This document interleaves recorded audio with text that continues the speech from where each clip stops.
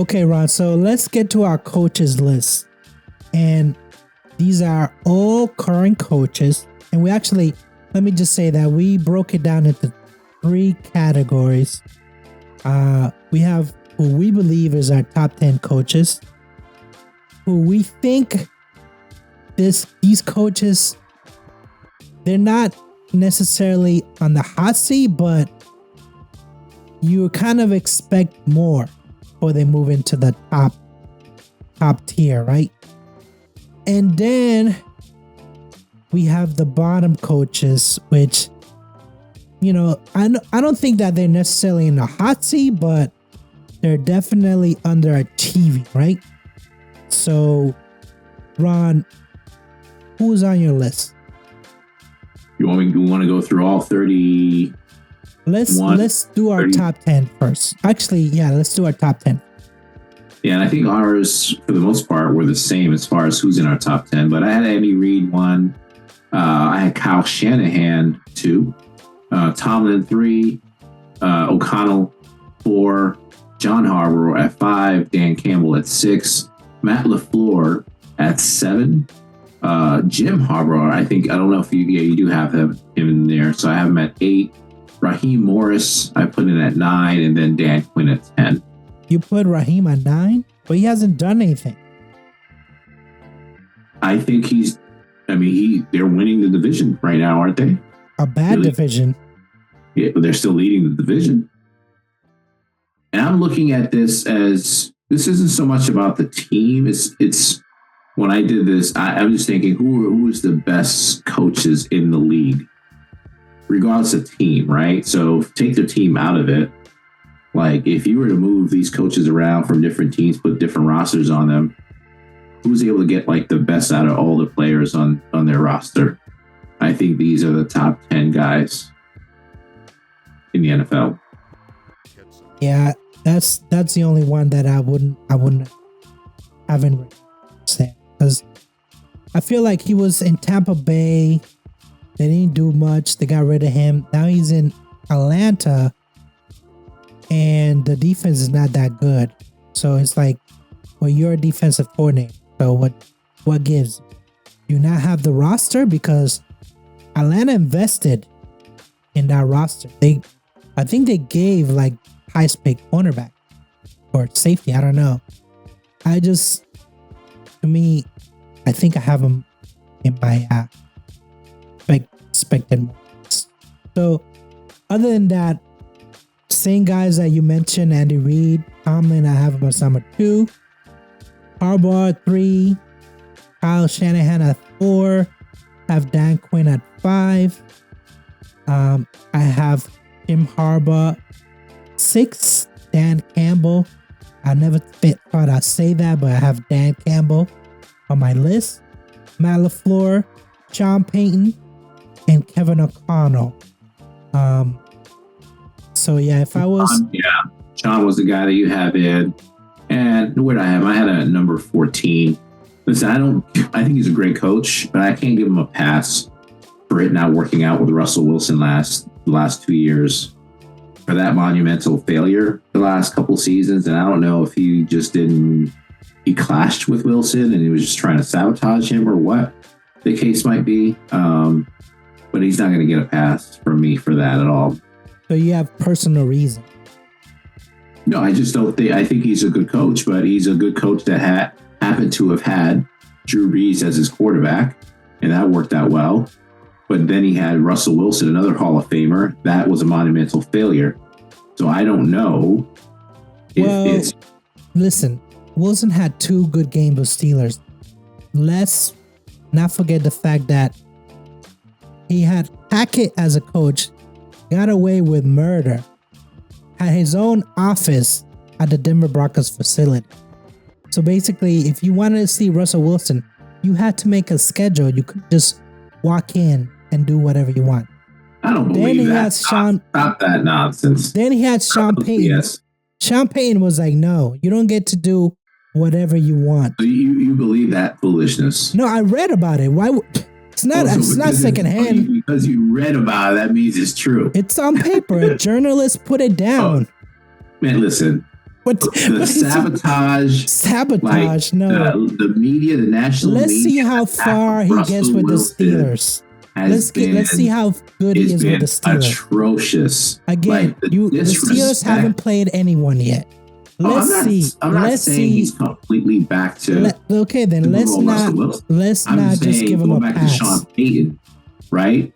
I'm not giving Sean Payton a pass.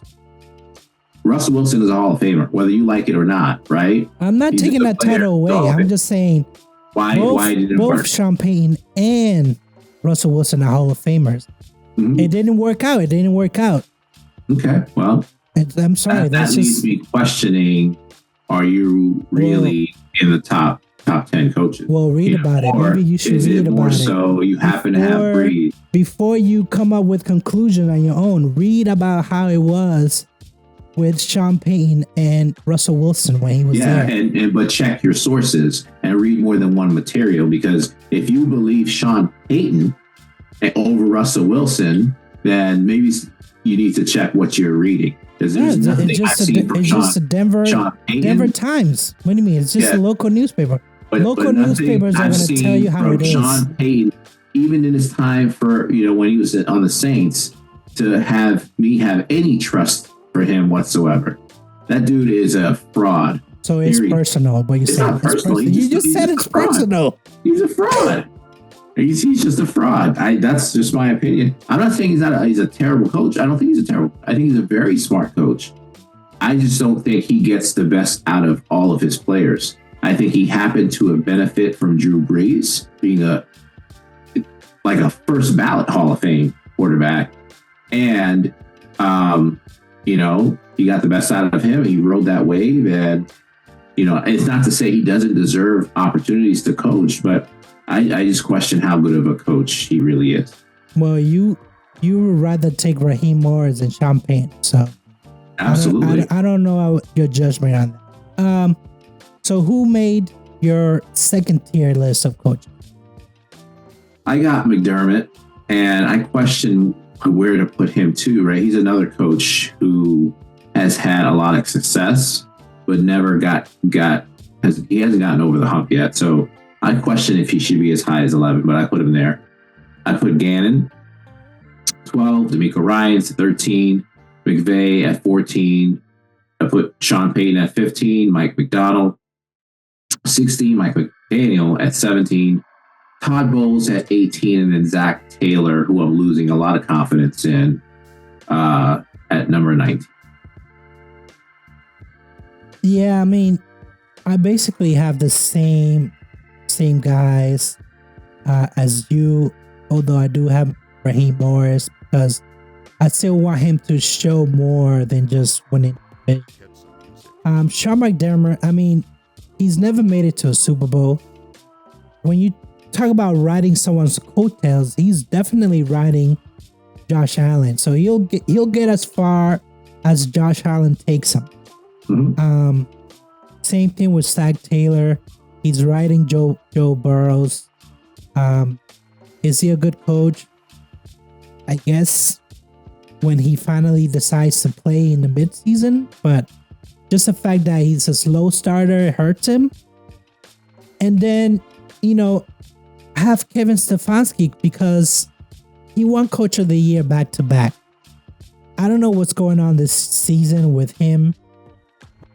Basically saying that the issue's not Watson when it was plain to see that it was. What was his excuse last year? Last year, did he get Coach of the Year last year? He did not. Oh, that was DeMeco Ryans, right? Mm-hmm. I don't know what his excuse was. Was there one? That's what I want to know. What was the excuse? I'm not saying, again, he's not a good coach. I just think he's slightly overrated. That's my opinion of Stefanski. I think he's slightly... Is it Coach of the Year by your peers or the journalists? I think it's journalists. I just think that, yes, he's very creative when it comes to offensive calling. But he's given that up this year. I guess, I don't know what the Browns organization was like. You're doing too much. we're gonna hire somebody to actually run the plays. I don't know what's going on. I think that the fact that he got those Coach of the Year awards back to back kind of carried him. I don't know what's going on this year. Because if Winston takes over and they start winning like ball games, even though he basically traded half the team, half the good players anyway, I just don't know. But he's not on the hot seat yet, but Browns are a mess anyway, so we don't know.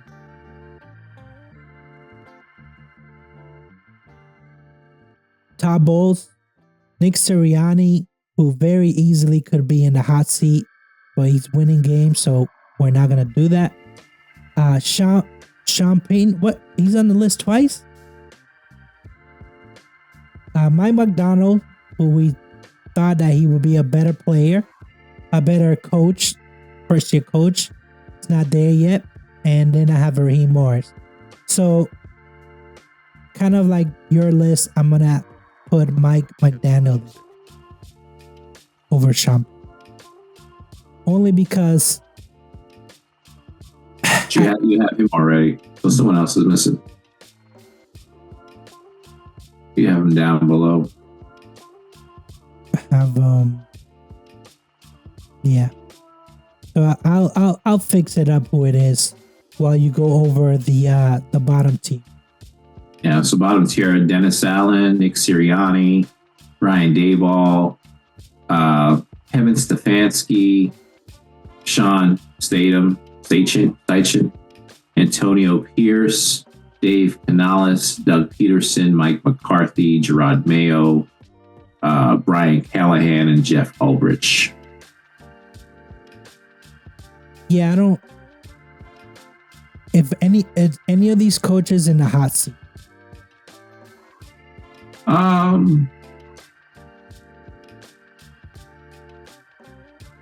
No, I still think it's too early to tell. I mean, some might say Daboll's there, but I honestly don't think he's the problem. I think it's just married to the wrong quarterback situation. I'm going to say this because basically the list that I have is identical to yours. I do have Kevin Stefanski up a little further, but coaches that I feel are in the hot seat. Doug Peterson, I feel like he's in the. Mike McCarthy, I feel like he's definitely in the hot seat. And, I'm sorry, but you shouldn't keep Ulbrich just because he's interim coach. He's not a good coach. So I don't see the Jets turning around this season at all. So I think he's in the hot seat. So those are the three coaches that I think are in. So no Pierce for you yet? No Pierce because the Raiders owner keeps backing him publicly. I don't know if that's how I feel about Dallas and Mike McCarthy. And, it's not Mike McCarthy that said, hey, let's not go out and get a decent running back, and not have a running game. But we know that Jerry Jones, when he does interviews, he specifically tells the writer, journalist, whoever, don't ask me these questions. So I'm not, when it comes to Dallas, I just don't believe anything that comes out of it. Because he even wanted a journalist fired because he asked him a question. So I think they're very specific on what goes out there. They kind of control things in Dallas, and I think it's just all like window dressing by McCarthy. So, I'm looking at the list. Do you think Brian Daboll is in trouble? No, I don't think so. I think, again, it's not so much him as it is the quarterback. And honestly, like, they may both fall on the sword for it at the end of the day. But, I don't think it's the Daboll thing. to be honest with you. So you think it's a front office or you think it's a roster? I think it's both. I think it's the front office decision making at the most important position, which is the quarterback position. Yeah, I just don't see any hope with that team at all.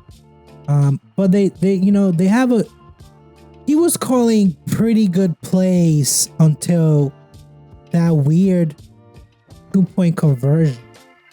Yeah. And here's the difference between him, for me, and Kevin Stefanski. Both are in the same situation with quarterbacks that,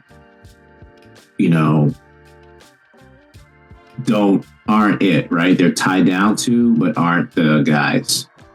Brian Daboll had no other option. Like, who the hell's behind, the Giants quarterback? Nobody. Stefanski has had people. They had Flacco, right? And they said, let's not keep him. They had Winston and said, no, we're not going to him. He's made that decision to be so freaking stubborn, right? Like, dude, just move on. Admit that it was an organizational mistake to get the quarterback. No, he's not gonna. That's fireable offense. No, it's not. You can't admit that it's you're fireable messed not up. To start the person you supposed to start who was a better player in your team as a coach. You can't do that, Ron. Be honest. You can't go against your boss and be like, "Yeah, my GM gave him a contract that shouldn't happen, so I'm going to sit him." I'm saying your job as a head coach is to win games. So you get out in front of the media and say, I'm starting Jameis Winston. Deshaun Watson has not played well enough. I am not losing faith in Deshaun. I hope he can get stuff together, be better, but I need to win games. I'm starting Jameis Winston. End the conversation. If your owner doesn't like it, you tell your owner, you pay me to get you wins. If at the end of the season I don't get wins, then fire me. But you don't force me like Bill Parcells used to say, right? Don't you have me cooking? I can't, buy the ingredients, right? Don't force me to play with a guy that I don't think is capable of winning just because you made a decision not to, to sign him for that contract. You don't have to say that publicly, but you can say that privately. And I think publicly, you put the best guys that are out there, period. No, I think that if you do that, you're on the unemployment line next. And he might. I'm going to be on the unemployment line if the. No, I'm not comparing Cleveland organization to Pittsburgh organization. They totally run differently. I'm just saying that you have to have some kind of unity before the season starts, and if you don't have that unity, then there's no point.